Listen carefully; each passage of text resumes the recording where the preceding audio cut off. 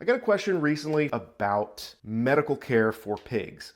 The good news is that pigs are incredibly hardy. In this video, I'm going to share with you a story about a pig that I had who was very seriously injured and how I managed that. And I'm going to give you some of my guidelines for care that I give my animals.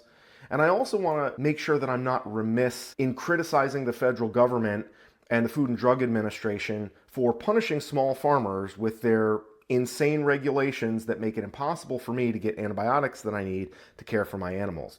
I'm Stephen Reichert, and this is Rowan Ridge Farm. We need you involved in farming so that we can take back control of our food system.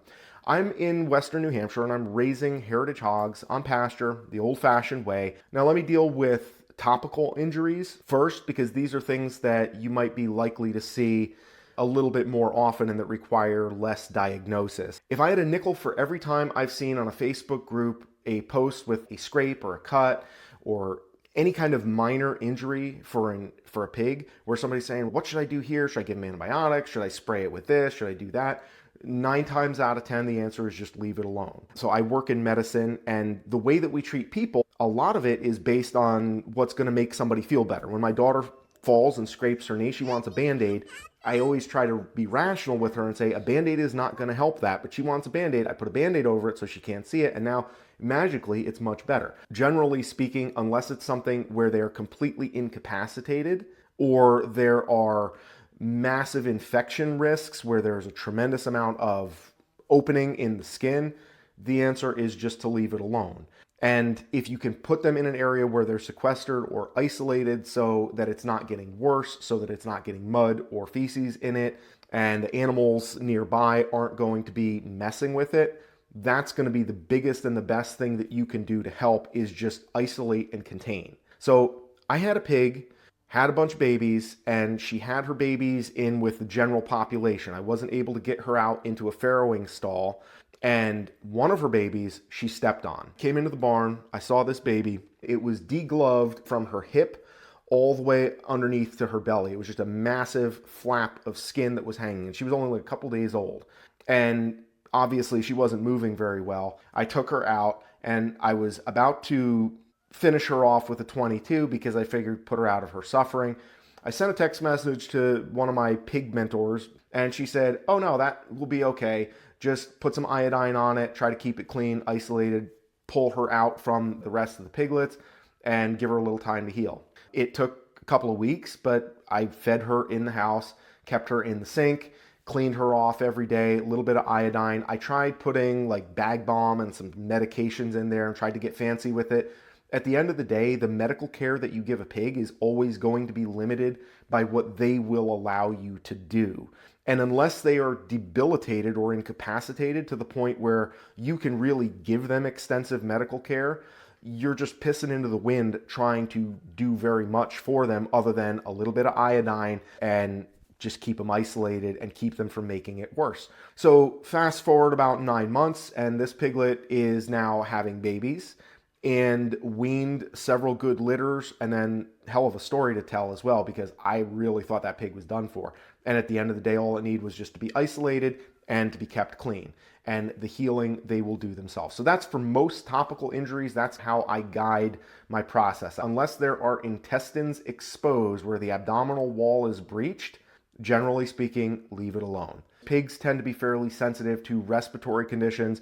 So any time of the year where it's going to be damp and cold, that's a time when you got to be on high alert. The animal needs to be incapacitated enough to where they are not going to resist too much to you giving them antibiotics. And with a pig, you're using a needle that's about inch and a half long, administering it to them in the neck, right behind the ear. That generally is going to wake them up, and they will find new strength and energy to resist. And when they're down to the point where you're able to give them antibiotics, they probably need them.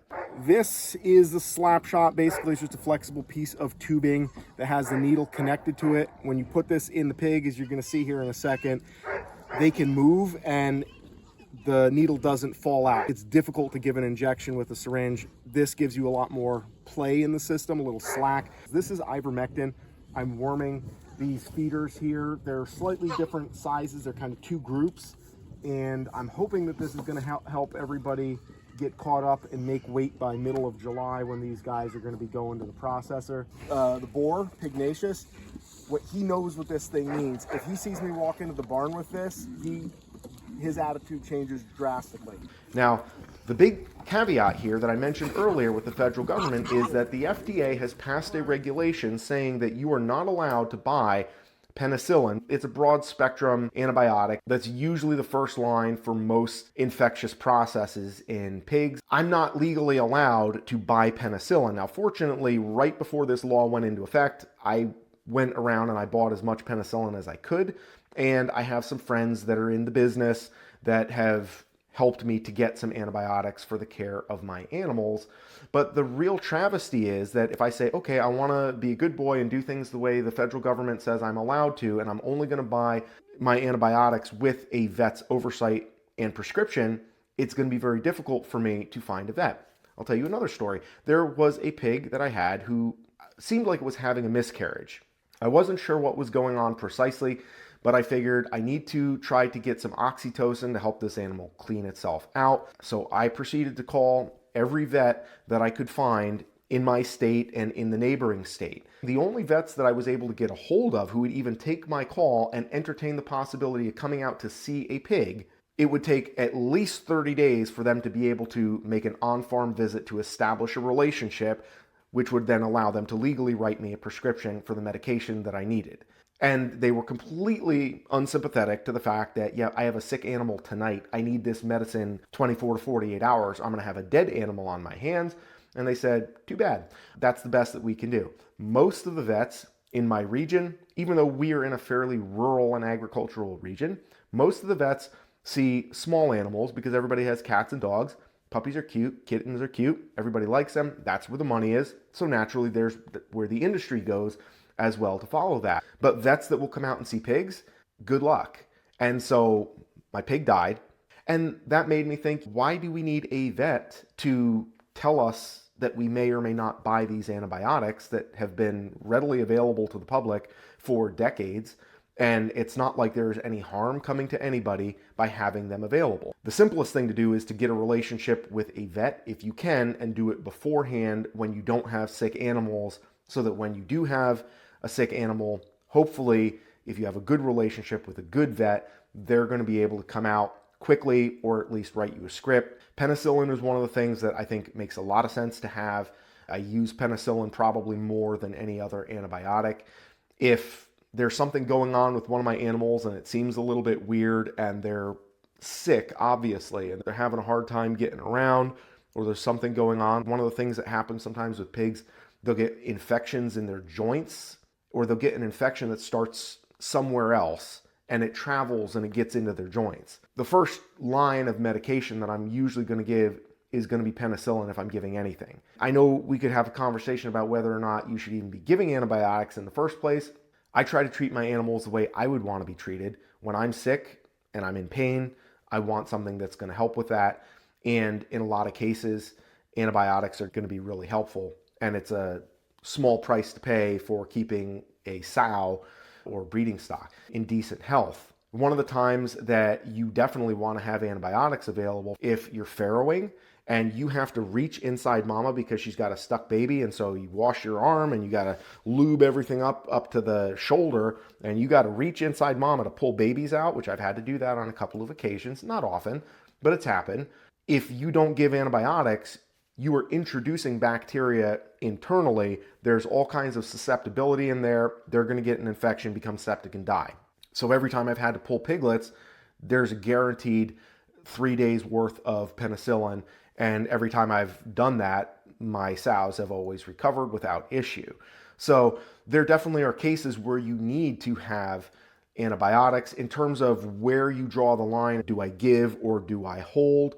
That's going to be different for everybody. For me, the answer is if they are debilitated enough to where I can administer the antibiotic without too much difficulty, then they probably actually are sick enough that they need it. The other condition that I would say that merits antibiotics, and there's a couple different that you can use for this, but I usually use penicillin for this as well. And usually you see this with piglets, it's Greasy Pig. So when they get the scales and the scabs around their neck and on their ears, and this is, I believe it's a staphylococcus that comes from the piglets being jammed together, bacteria in the piglets' mouths where they're nipping at each other. And you'll see a lot of times like along the crest of their back and then along on their ears, you'll see a bunch of like dark, hardened, scaly scabs, especially when it's spreading and it's starting to take over. Then they need some penicillin, and usually I would do 3 days of penicillin as well as some iodine, and that's always cleared that up. And Greasy Pig is one of those things where sometimes it happens, sometimes it doesn't.